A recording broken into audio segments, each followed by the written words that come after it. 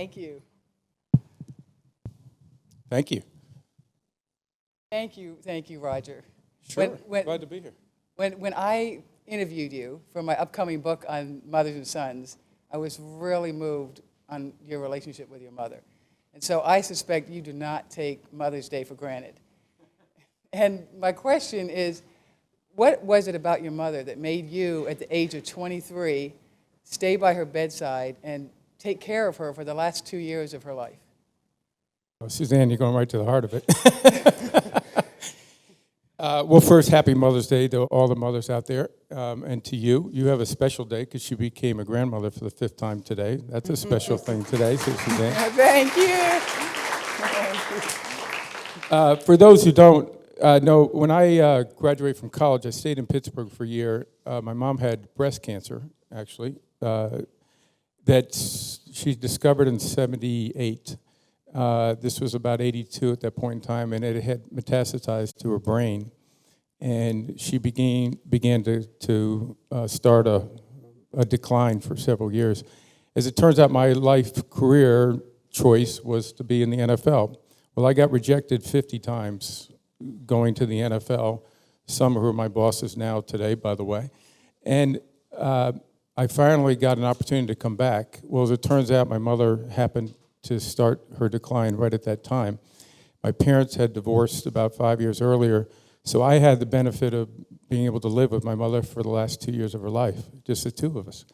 And I'm one of 5 boys, by the way. I'm a middle child. And so this was an opportunity for me, having had her take care of me all my life, for me to be able to take care of her for the last couple of years. I'm sorry to hit you with that question right away, Roger, but NFL, you can handle it. You can handle it. Would you share with us what the secret was that your mother asked you to keep? Secret that my mother, yeah. Boy, you're really hitting it hard, Suzanne. Wow. So when I was a freshman in '77, I came home for a winter break. It was February '78, and she said, I have a secret to tell you, but you can't tell anybody. And so I learned never to say, okay, after this. But she said, I have a tumor in my breast, and I had not seen a doctor yet. And I really don't want to do it because the divorce was becoming final around then. So she wanted to wait till May. So if there's a regret in my life, it's probably, geez, you know, if I hadn't kept my promise on that one, maybe she'd be alive today. So that was a lesson for me a little bit. You keep your secrets, but maybe you shouldn't pledge to do that too early. Yeah, that's amazing at 23. That it wasn't probably my smartest decision, but it was the right decision because that's what my mom wanted. She asked you to do that. Yeah, right. What did your mother teach you about accountability? Well, being the mother of 5 boys, and I'm the smallest of the 5, and we're 5 and 7 years, we did a little bit of roughhousing. She was a disciplinarian. She was tough, but she was also the sweetest lady I ever met in my life. She had great character, great sense of humor. She was always the one that had very high expectations for all of us. She expected us to meet those expectations. When we didn't hit them, she would let you know. And she would tell you, I expect more from you. And I was not exactly the best kid.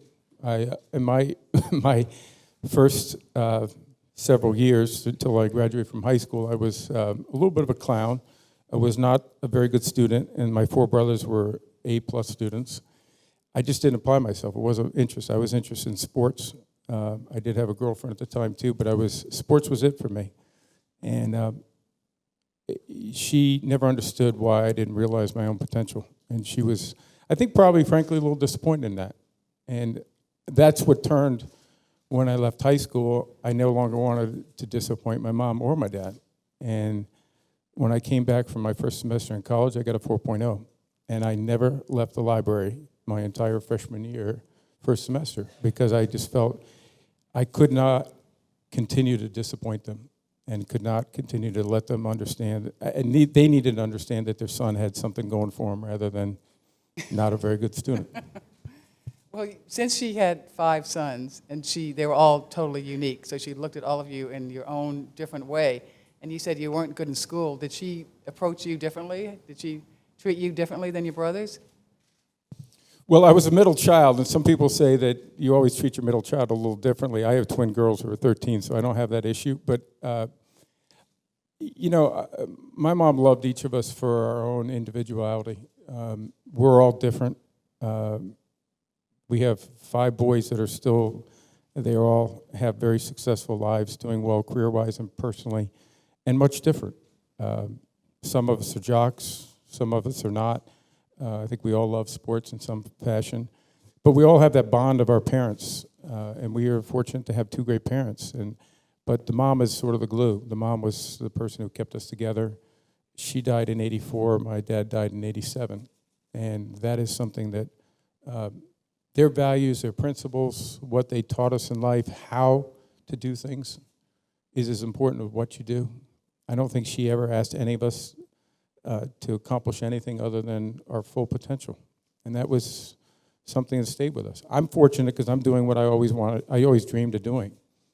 Thankfully, before she died, I worked for the NFL, so she at least knew I made the first step as an intern into the NFL, but hopefully she's watching upstairs now. Well, you said you have twin daughters. So what would you have liked your mother to be able to teach your granddaughters about being a woman, if she was still alive? Well, the first is I think my mother would love to have had our entire generation, with the exception of a twin, who is a boy-girl twin that my brother has, is all girls. And so my mother would have just flipped over that. I mean, the reason we have 5 boys is she wanted a girl. I'll just be honest with you. and so she worked hard for that girl. And the fact that she has now grandchildren, and they're all girls with the exception of Worth, who's the set of twins, and now a couple of adopted children, she would be thrilled with that. She would have absolutely adored that, having a granddaughter. And so we're all sort of sad. She never got to meet any of them. She actually only got to meet one of her daughter-in-laws, unfortunately. My younger brother, Michael, is gay. She did get an opportunity to meet his partner, and I think that was obviously very important to her and to Michael and Jack. So we're fortunate. We really are fortunate as a family because we have that bond of our mother. What did you search for with the women in your life? Because you're talking about all these girls that had to do with your relationship with your mother. You know, I didn't answer your question about my daughters. That was the question you really asked right. me. So, that is a question. So what would she want to teach our daughters? I think about being a woman.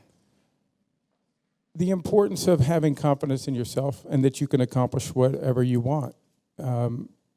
She was a big believer in that, and she didn't like people who told her no, and you can't accomplish that. And she didn't like people telling her children no.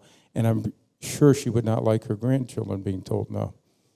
And we talk about that, our children, my wife and I, about have the confidence to go achieve what you want to achieve.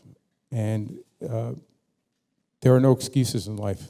You have the opportunity to be whatever you are. You have a great start. You have a great foundation. You have great support around you. And I think they would have loved. We talk about Grandma Jean all the time. They're very fortunate their other Grandma Sue is alive, but they talk about Grandma Jean like she's alive. So I know they hear about her. They know her stories. They know her influence. They know the influence she had on me. So I think very much she's alive in their spirit, and I think they're going to realize their potential in large part because Grandma Jean would want them to. That's amazing because she died. She was 53, right? When she died, 50. Yeah, she was 53. 53 years old, yeah. And she has so she never met your wife or those 2 granddaughters, and they're still being impacted by her. No, again, I think it's because you work to keep their memory alive. You keep, at every opportunity I get, I try to talk to my daughters about the influence Grandma Jean had on me and the way Mom treated us and the importance of the lessons she gave to me. And she was not easy on me, by the way. As I say, when I was, and I say that in a supportive way, not in a negative way, she just thought that I had greater potential than I had realized. And she would go down to school when she knew I was in trouble, and she would say, I know he's doing something wrong. Tell me what he's doing wrong. And they would never say what I was doing wrong. I don't know why, but I had a great relationship with the people at the school. I just didn't apply myself. And that, as I said, a point when I went to college, it clicked that I got to turn over a new leaf. I got to do something different. And I got to make my parents proud, which is still my number one objective.